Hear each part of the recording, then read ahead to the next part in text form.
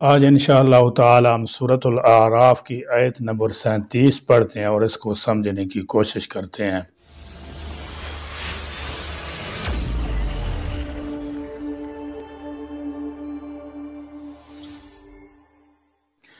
اعوذ باللہ من الشیطان الرجیم، بسم اللہ الرحمن الرحیم۔ فمن أظلم ممن افترى على الله كذبا أو كذب بآياته أولئك ينالهم نصيبهم من الكتاب حتى إذا جاءتهم رسلنا يتوفونهم قالوا أين ما كنتم تدعون من دون الله قالوا ضلوا عنا وشهدوا على أنفسهم أنهم كانوا كافرين۔ فمن تو کون اظلم بڑا ظالم ہے، ممن اس شخص سے جس نے افترا باندھا علی اللہ اللہ پر کاذباً جھوٹ۔ ارشاد ہوتا ہے فمن اظلم ممن افترا علی اللہ کاذباً، اس شخص سے بڑھ کر کون ظالم ہوگا جو اللہ پر جھوٹ باندھتا ہے۔ جیسا کہ پہلے گزر چکا ہے، مخلوق میں سے کسی کو خدا کا بیٹا کہنا بلا شبہ افترا علی اللہ ہے، یا بخیرہ صاحبہ وغیرہ کی حرمت کو اللہ تعالیٰ جل شانہ کی طرف منسوب کرنا بھی اللہ تعالیٰ جل شانہ پر جھوٹ باندھنا ہے۔ شرک بذات خود بہت بڑا افترا ہے جس سے اللہ نے بیزاری کا حکم دیا ہے۔ اس کے علاوہ جھوٹے مدعان نبوت جیسے مسلمہ کذاب اور اسود عنسی، غلام احمد قادیانی وغیرہ کذاب ہیں، ان سے بڑھ کر کون ظالم ہو سکتا ہے۔ پہلے اس جھوٹے دعوے کا بھی تذکرہ ہو چکا ہے کہ کوئی شخص یہ کہے کہ اس پر وہی نازل ہوتی ہے، حالانکہ اس سلسلہ وہی ختم ہو چکا ہے اور اب یہ چیزیں شیطانی القاء کرتا ہے، اس سے بڑا ظالم بھی کوئی نہیں۔ او یا کذبا وہ جھٹلائے بآیاتہ اس کی آیات کو، فرمایا او کذب بآیاتہ جو اللہ تعالیٰ جل شانہ کی آیات کی تکذیب کرتا ہے، اس کے نازل کردہ دلائل، معجزات، احکام اور قوانین کو سچا نہیں سمجھتا، وہ بھی بہت بڑا ظالم ہے۔ فرمایا اولئک ینالہم نصیبہم من الکتاب، ایسی مکذبین کو کتاب میں لکھا ہوا ان کا حصہ مل جائے گا۔ اللہ تعالیٰ جل شانہ دنیا میں مہلت دیتا ہے اور بسا اوقات نافرمانوں سے کوئی نعمت واپس نہیں لیتا بلکہ ان کو دنیا کا حصہ ملتا رہتا ہے، کیونکہ اللہ تعالیٰ جل شانہ کا فرمان ہے کہ ہم نیکوں اور بدوں سب کو دیتے ہیں، مگر دنیا کا مال و جا اور عیش و عشرت اللہ کے ہاں شرافت کا کوئی معیار نہیں۔ میں دنیا حاصل کر کے کوئی شخص خدا تعالیٰ کی محبوبیت کا دعویٰ نہیں کر سکتا۔ دنیا میں تو بڑے بڑے ناہنجار لوگ بھی آرام و عیش میں رہتے ہیں۔ اللہ تعالیٰ جل شانہ کا یہ فیصلہ ہے کہ ان کے لیے دنیا میں جو لکھا جا چکا ہے وہ انہیں مل کر رہے گا اور وہ انہیں ملتا رہے گا۔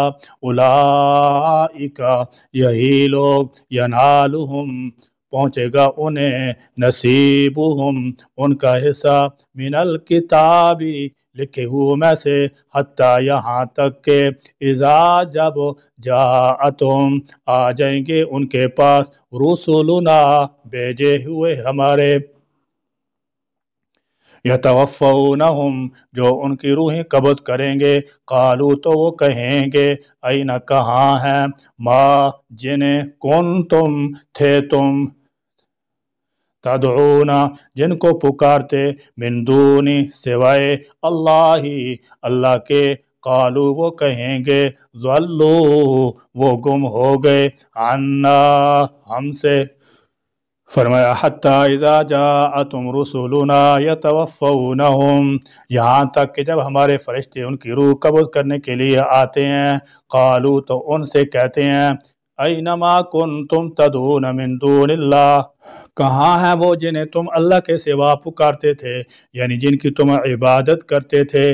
کسی کو پکارنا حاجت روائی اور مشکل کشائی کے لیے ہی ہوتا ہے۔ تدعونا، پکار اور عبادت دونوں معنوں میں استعمال ہوتا ہے۔ اللہ تعالیٰ نے بار بار فرمایا کہ اس کے سوا کسی کو نہ پکارو، بلکہ وَادْعُوهُ مُخْلِصِينَ لَهُ الدِّينَ، بلکہ خالص اسی کو پکارو، کیونکہ غیبانہ طور پر مشکل کشائی اور فریاد رسی اس کے سوا کوئی نہیں حل کر سکتا۔ فرشتے، نبی، ولی، مقربین سب اس کے محتاج ہیں۔ ندارم غیر از تو فریاد رس، اے مولا کریم تیرے بغیر کوئی فریاد رس نہیں ہے، کوئی ایسی ہستی نہیں ہے جو تکلیف کو دور کر دے یا مشکل کو حل کر دے، یہ تیری ہی ذات کا خاصہ ہے۔ مشرکوں کا حال یہ ہے کہ کبھی قبروں پر سجدے کرتے ہیں، کبھی ملائکہ اور جنات کی دعائی دیتے ہیں، کوئی جبرائیل اور میکائیل کو پکارتا ہے، کوئی اولیاء اللہ سے مدد مانگتا ہے اور کوئی یا علی مدد کا نعرہ لگاتا ہے۔ یہ سب شرک ہے۔ جب مشرکین کی موت کا وقت آئے گا تو فرشتے پوچھیں گے کہاں گئے تمہارے وہ معبود جن کو تم مفوق الاسباب پکارا کرتے تھے؟ قالوا ضلوا عنا، تو کہیں گے وہ تو ہم سے گم ہو گئے، اب کہیں نظر نہیں آتے۔ جو ساری عمر بیوقوف بنا کر مال کھاتے رہے اور مشکل وقت میں مشکل کشائی کا وعدہ کرتے رہے، آج کسی کام نہیں آئے۔ وَشَاهِدُوا، اور وہ گواہی دیں گے، عَلَىٰ أَنفُسِهِمْ، اپنے نفسوں پر۔ وَشَهِدُوا عَلَىٰ أَنفُسِهِمْ، اور خود اپنے خلاف گواہی دیں گے، إِنَّهُمْ كَانُوا كَافِرِينَ، کہ وہ اللہ تعالیٰ کے ساتھ کفر کرتے رہے۔ اب جب کہ جان نکل رہی ہے اور جزائے عمل کا وقت شروع ہونے والا ہے تو اپنے کفر و شرک کا اقرار کریں گے، مگر اس وقت کا اقرار کچھ کام نہیں آئے گا اور انہیں اپنے اعمال کی سزا بھگتنا پڑے گی۔ اس سورت کے ابتدا میں بھی ایسا ہی مضمون گزر چکا ہے۔ جب ہماری پکڑ آ جائے گی تو پھر اقرار کریں گے انا کنا ظالمین، کہ بے شک ہم دنیا میں ظلم کرتے رہے اور سب سے بڑا ظلم شرک ہے جن کا وہ ارتکاب کرتے رہے۔ جب موت کے فرشتے آ جائیں گے تو پھر انہیں اقرار کے بغیر چارہ نہیں ہوگا۔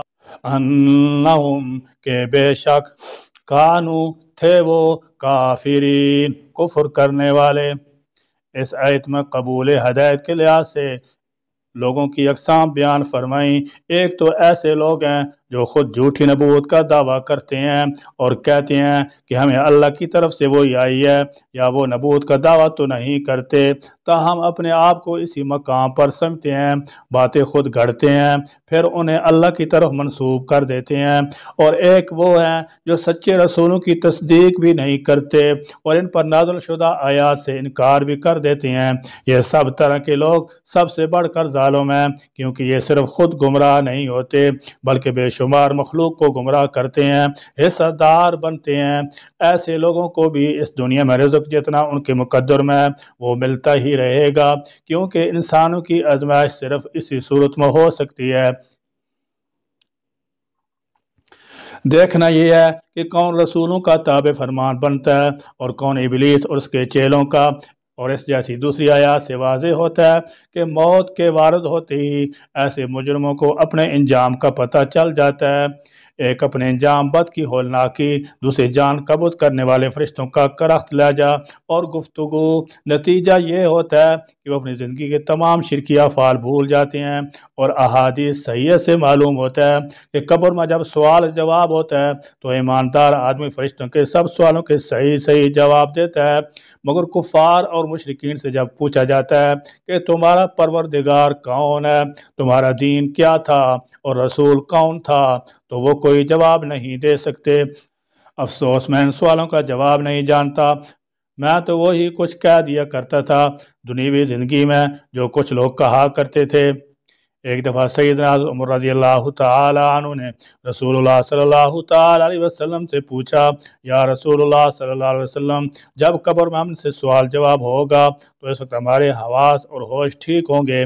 آپ صلی اللہ تعالی علیہ وسلم نے فرمایا، ہاں۔ سیدنا عمر رضی اللہ تعالی عنہ کہنے لگے، پھر ہم ان سوالوں کا جواب دے لیں گے۔ लेकिन जिन लोगों ने कुफ्र शिरक में ज़िंदगी बसर की होगी और अपनी सस्ती नजात के लिए कई सारे तजवीज़ कर रखे होंगे, उनको सब कुछ भूल जाएगा और उनका कुछ जवाब न देना ही उनके कुफ्र पर दलील बन जाएगा, बल्कि ज़बान से भी इकरार कर लेंगे कि हमने अपनी ज़िंदगी में कुफ्र शिरक ही में गुजारी है। अल्लाह ताला जल्ला शानहू हमें हर तरह के ज़ाहिरी बातिनी गुनाह से बचने की तौफीक अता फरमाएँ और शिरक से बचने की तौफीक अता फरमाएँ, और जिन उमूर को इन आयात में हराम बतलाया गया है इनसे खसूसन कामिल तौर पर बचाएँ। या अल्लाह अपने रसूल पाक सल्लल्लाहु ताला अलैहि वसल्लम की इताअत फरमाबरदारी ज़ाहिरन बातिनन हमको नसीब फरमा और हर तरह की बिदअत और गुल फिद्दीन से बचना नसीब फरमा। आमीन। व आखिरु दावाना अनिल हम्दुलिल्लाहि रब्बिल आलमीन।